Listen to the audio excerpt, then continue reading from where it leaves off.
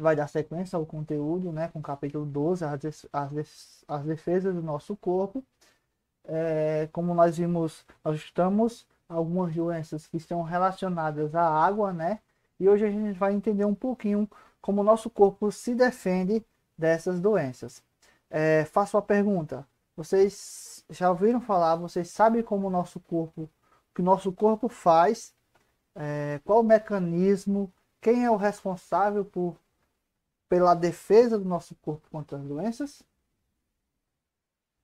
Alguém já ouviu falar? E aí, quem chuta? Já ouviu falar nos anticorpos? Opa, dos anticorpos, né? Então nós vamos entender um pouquinho, né, como essas defesas funcionam no nosso corpo, tá certo? Então vamos lá. Passando aí, pessoal, nós temos como tópico inicial mecanismos de defesa, tá? Mecanismos de defesa. Desde já, se vocês quiserem acompanhar no livro de vocês, abram aí na página 174, tá bom? Então bora lá, pessoal. Nosso corpo, como a gente falou, ele está exposto ao contato constante com micro-organismos, tá? Que esses micro-organismos eles podem ser bactérias, vírus e fungos, tá? Muitos deles são causadores de doenças, tá, pessoal? Então, mas nem sempre as doenças que eles provocam se desenvolvem, como a gente estudou na aula passada, que muitas pessoas elas podem contrair um vírus, uma bactéria, um fungo e não se desenvolver, tá? Chamadas as pessoas que nós chamamos de pessoas assintomáticas, tá? Que não desenvolvem os sintomas.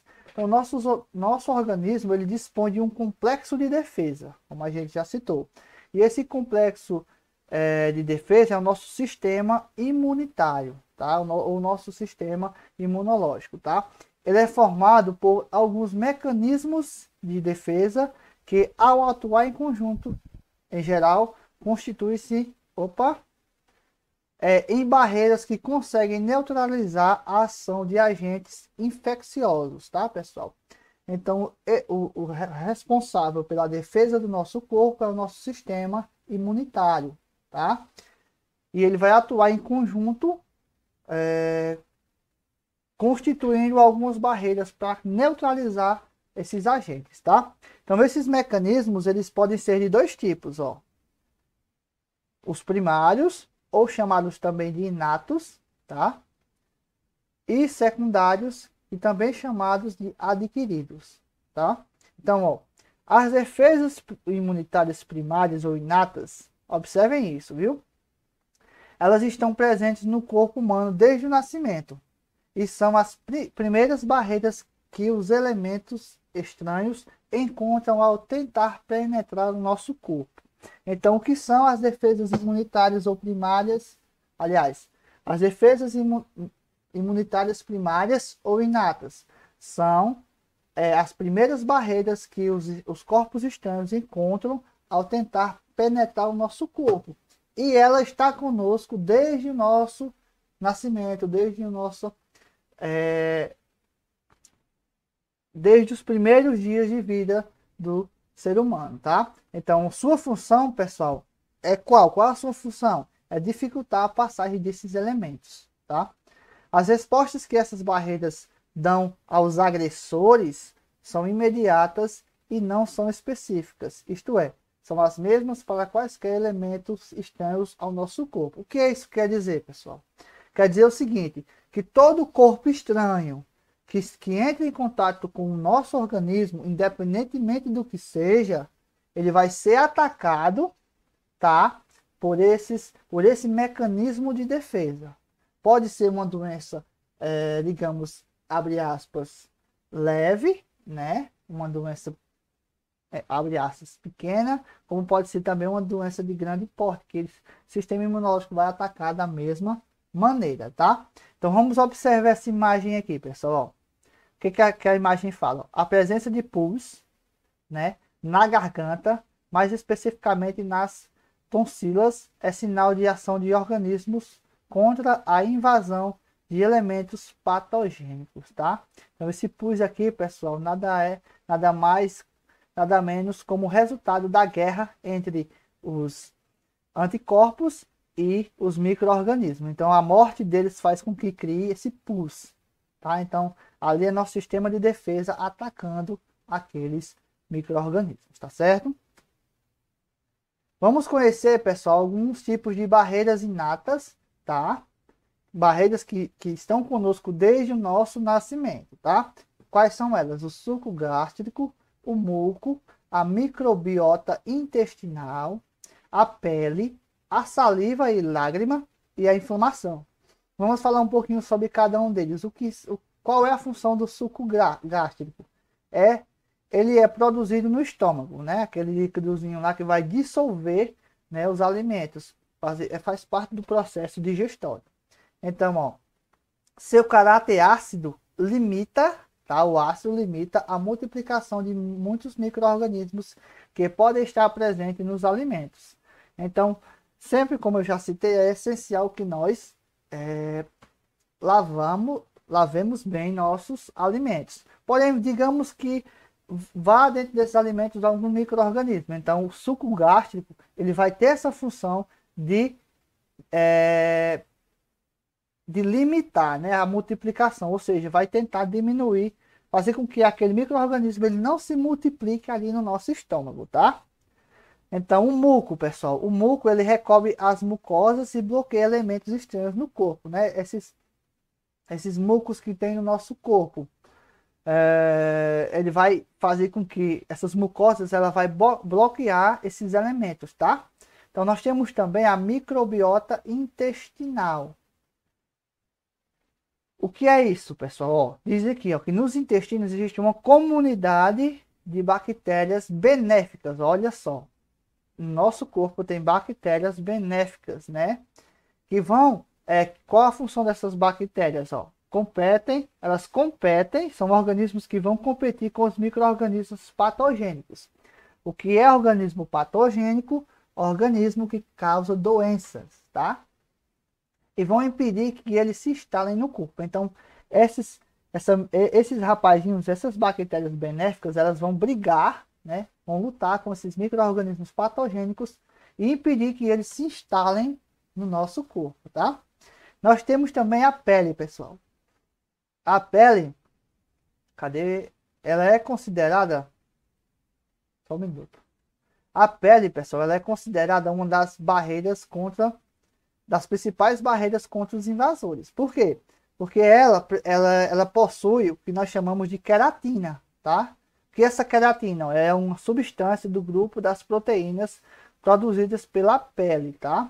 Então, em sua superfície, o que a torna impermeável, tá? A pele produz substâncias que inibem o crescimento de micro-organismos. Então, a nossa pele também ela faz com que ela impede com que os micro-organismos entrem no nosso corpo, tá bom, pessoal? Por quê? Porque ela produz uma substância chamada queratina, beleza?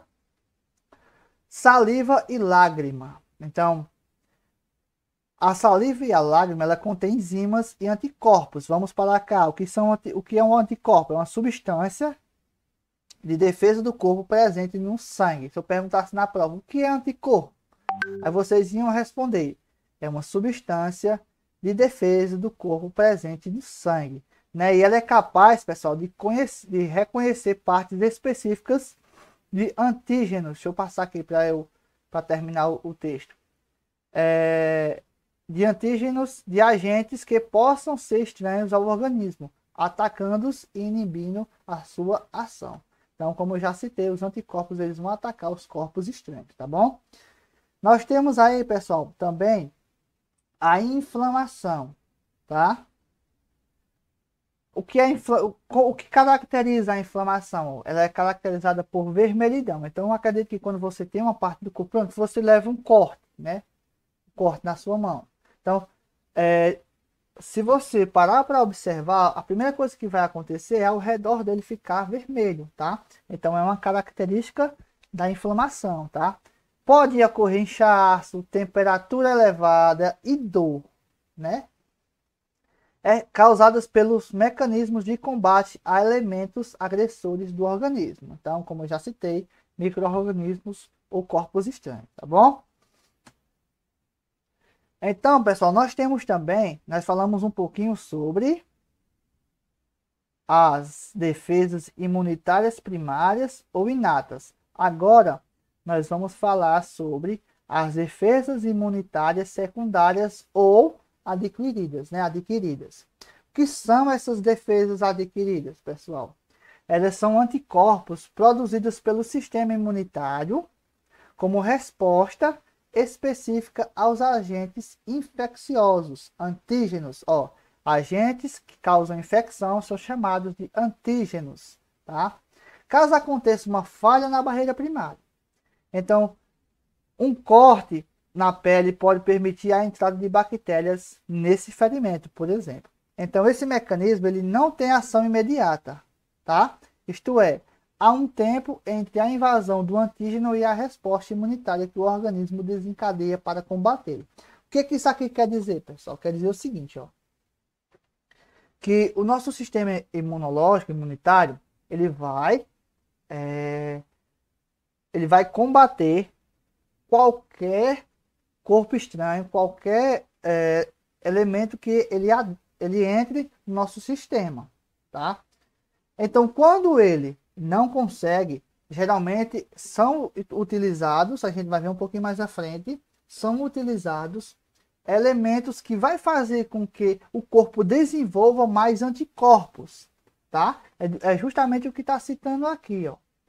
São anticorpos produzidos pelo sistema. Então, o nosso corpo ele vai produzir anticorpos para combater aquela infecção, tá? Por isso que diz aqui, ó, que não tem ação imediata, porque à medida que o tempo vai passando, a gente vai tomando, por exemplo, a vacina é um meio, né, de produção, digamos, de instigar nosso corpo a produzir anticorpos. Então, aqueles anticorpos produzidos ali, eles vão combater aquela infecção, tá? Seguindo aqui, ó, essa resposta consiste em produzir leucócitos, tá? Os leucócitos, glóbulos brancos, que são responsáveis pelas defesas, ou anticorpos específicos para determinado antígeno. Opa! O que seria esse anticorpo específico? Significa dizer o quê? Que o corpo ele vai produzir um anticorpo de defesa contra determinada doença, tá? Por exemplo, a varíola. Antigamente, uma doença que matava muito, que foi varrida, como a gente vai ver no texto, daqui a pouquinho no texto, que os nossos corpos eles adquiriram, devido às vacinas, imunidade, ou seja, leucócitos, anticorpos específicos para a varíola, que vai combater a varíola, tá bom? Então, ó, a capacidade de responder a esse antígeno fica na memória, ou seja, o nosso corpo, né, na memória do sistema imunitário. O nosso corpo, digamos, o nosso sistema imunitário, digamos que ele grava, né, aquele anticorpo, aliás, aquele antígeno, tá? Ele grava na memória dele.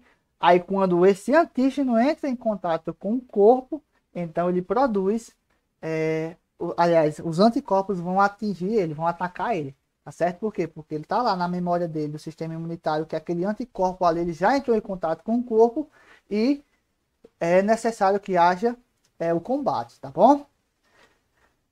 Para terminar, nós temos aqui, ó, o que favorece uma ação rápida do organismo diante de uma reinfecção. Então, eu fui infectado por exemplo, a varíola. Só que eu tomei a vacina. O vírus voltou novamente, né? Porém, né, meu corpo ele já estava imune, então ele combateu aquela varíola, tá bom? Então, o que é a reinfecção, pessoal? É a nova infecção pelo organismo agentes que causam a infecção anterior, tá bom? Aquisição de imunidade. Como é que nosso corpo ele adquire imunidade? Ou seja, como é que eu estou imune a determinada doença, tá? A imunização, pessoal, ou aquisição de imunidade pode ocorrer de forma natural ou artificial. Observem isso aqui, ó. De forma natural ou artificial. E pode ser de duas formas, ativa ou passiva. Então vamos lá. Imunização natural ativa. Tá, ó, imunização, cadê? natural ativa. Ela vai ocorrer, pessoal, quando o contato com antígenos, tá? Que são antígenos, vamos aqui, ó. Observem aqui, ó, agentes infecciosos, tá? Faz com que o organismo ele responda formando anticorpos específicos para a defesa, tá? Assim, se o organismo teve contato com o vírus da catapora, por exemplo, houve produção de anticorpos específicos que o combateram. Por isso que quando a gente tem catapora na nossa infância, né, eu particularmente já tive, não sei vocês, né, o nosso corpo, o meu corpo, ele criou imunidade contra os antígenos, né, da catapora, contra o vírus da catapora. Então eu não vou ter mais porque o meu corpo, ele criou anticorpos, ele está imune, tá? Anos após a cura da doença, o corpo ainda tem a memória do processo, tá vendo? A memória do processo de formação daqueles anticorpos. O que significa que ele adquiriu imunidade. Se o organismo entrar novamente em contato com o micro-organismo causador da catapora, o corpo reagirá prontamente e não desenvolverá a doença. Foi justamente o que eu acabei de falar, tá bom? Imunização natural passiva. Nós temos ativo, vamos para passivo. Quando é que ela ocorre, pessoal? Quando os anticorpos, né, para determinados antígenos são introduzidos no corpo de uma pessoa naturalmente, como durante a amamentação. Então, durante a amamentação, ó, tá vendo como o leite materno ele é muito importante? Então, é introduzido no nosso corpo, né, anticorpos que vão combater aquele antígeno, tá? Ó, uma grande quantidade de anticorpos que corresponde à memória do sistema imunitário da mãe. Ó. Ah, da onde vem, pessoal? Esses anticorpos vêm, ó, do sistema imunitário da mãe. Vocês sabem que o bebê está ligado diretamente à mãe, né? E que passa para a criança pelo leite, né? Principalmente pelo colostro. O que é o colostro? Vamos aqui para o nosso quadrinho. Primeiro leite produzido pela mãe após o parto. Então, esse leite vai garantir, né, a imunidade contra várias doenças nos primeiros meses de vida. Por isso que é sempre importante amamentar com leite materno a criança, o recém-nascido, tá bom? Imunização artificial. Opa, artificial, né? Quer dizer que alguém fez essa imunização. Tá? Ativa. Ela é feita pelo quem, pessoal? Pela vacinação. Opa! Um assunto bom numa época dessa, né? De pandemia, em que muita gente é contra a vacina, né? Os antivacinas. Então, pessoal, o que é a vacina, pessoal? A vacina é formada por antígenos semelhantes ou mesmo idênticos ao do organismo que causam as doenças, mas são inofensivos, tá? Esses antígenos são capazes de estimular a produção de anticorpos específicos do organismo. O que é a vacina? Ó? São antígenos, tá? Semelhantes, parecidos com aquele da doença, por exemplo. Vamos já pegar como exemplo a da varíola. Eu gosto de usar sempre a da varíola porque, graças à vacina, ela foi erradicada do planeta, tá? Então, ó, vão pegar antígenos da varíola, semelhantes à da varíola, né? Ou idênticos, e que causam a doença, né? Mas esses antígenos, eles são inofensivos, eles não vão causar os sintomas da doença, não vão. Qual a função deles? Eles vão, ó, estimular a produção dos anticorpos, né? Que esses são os anticorpos específicos no organismo. Então, dessa forma, o sistema imunitário da pessoa vacinada fica com memória para combater o antígeno. Tá vendo a importância da vacina? Então, em geral, não desenvolve a doença. Então, a vacina ela vai gerar anticorpos, tá?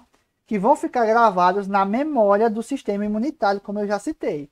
A partir do momento em que o corpo ele entra em contato com o agente infeccioso, então os anticorpos vão combater e você não vai ficar doente, tá?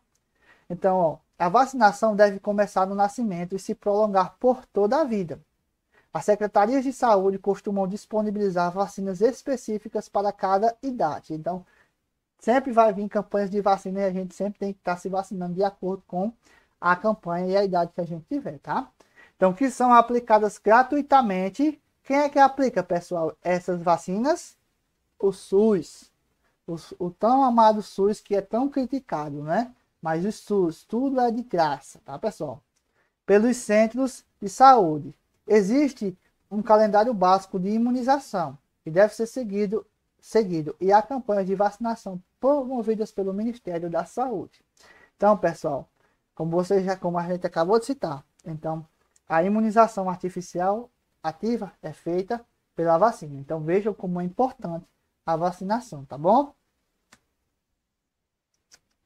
Seguindo aí, pessoal, nós também temos a imunização artificial passiva, tá? Quando é que acontece isso, pessoal? Ela ocorre quando uma pessoa recebe anticorpos artificialmente. Opa, observe que é diferente da ativa, tá, pessoal? Porque na ativa vai promover, tá, a produção de anticorpos específicos. Na passiva, né, uma pessoa recebe os anticorpos artificialmente. De quais formas? Por transfusão de sangue ou pela aplicação de soros, tá?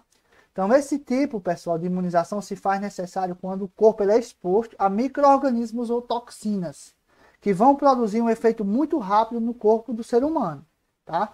E não sendo possível para o sistema imunitário agir e produzir anticorpos próprios a tempo para combatê-los. Então, é o caso, por exemplo, nós temos como exemplo, pessoal, das picadas de algumas serpentes peçonhentas e de micro-organismos como causador do tétano, que pode rapidamente levar à morte. Então, a aplicação dos soros antiofídico e antitetânico é, respectivamente, o tratamento recomendado para esses casos. Então, observe, pessoal. Eu quero que vocês entendam aí, ó, que na imunização artificial passiva, o paciente ele vai receber os anticorpos, tá? Por transfusão de sangue ou aplicação de soro. Viu? Por quê? Porque quando o organismo ele é exposto a micro-organismos ou toxinas que vão produzir um efeito rápido no corpo, né, não vai dar tempo, por exemplo, desse paciente se vacinar para produzir anticorpos. Por quê? Porque a produção de anticorpos ela tem um período. Tá? Eu tomei a vacina hoje, meu corpo já vou estar imune. Digamos assim, muita gente está achando, né, com essa vacina do coronavírus, que tomei a vacina hoje, eu já vou poder andar sem máscara, sem me proteger, sem álcool gel, sem nada. Não. O corpo ele leva um determinado tempo para produzir os anticorpos, tá? Já se fosse a questão de uma picada de cobra, fui picado, aliás, me cortei de determinado material e lá tinha um micro-organismo que causava o tétano e eu comecei a sentir os sintomas, então o que eu tenho que fazer? Eu vou tomar o soro antiofídico para a picada da cobra e o antitetânico. Então esses dois vão fazer um efeito mais rápido, esses anticorpos vão agir mais rapidamente no meu corpo e vão salvar a minha vida, tá certo? Ou a vida do determinado paciente, tá bom? Como surgiu a vacina? Vocês já assistiram algum vídeo, já ouviram falar como surgiu a vacina? Se não, nós vamos fazer uma pequena leitura desse texto. Então, diz aqui, pessoal, ó, no século XVIII, a varíola era uma doença que provocava a morte de várias pessoas. Edward Jenner, médico inglês, observou que muitas pessoas que ordenhavam vacas acometidas por um tipo de varíola animal e que possuíam algum tipo de ferimento eram imunes à varíola humana. Opa! Então, o que foi que ele fez? Ele fez diversos testes e descobriu que injetando pus de vacas doentes em indivíduos saudáveis, eles não só não adoeciam, como se tornavam resistentes à varíola humana. A palavra vacina, que em latim significa de vaca, passou a ser utilizada por indicar toda substância ou material inoculado em alguém que pudesse produzir anticorpos. A utilização das vacinas para a imunização como política pública provocou e ainda provoca muitos conflitos, como vocês podem observar nos dias atuais, né? Um deles, muito estudado nas aulas de história, é conhecido como a Revolta da Vacina. Não sei se vocês já estudaram a história da Revolta da Vacina. Ocorreu em 1904, no Rio de Janeiro. Na ocasião, como forma de obrigar as pessoas a tomar a vacina contra a varíola, foi criada a Lei da Vacina Obrigatória, gerando grande revolta na população e ocasionando a revogação da obrigatoriedade. O Brasil é referência mundial em programas de humanização. Ele produz, produzindo e distribuindo gratuitamente mais de 25 tipos de vacina. E vacinas com aplicação anual de 300 milhões de doses, segundo dados do Ministério da Saúde.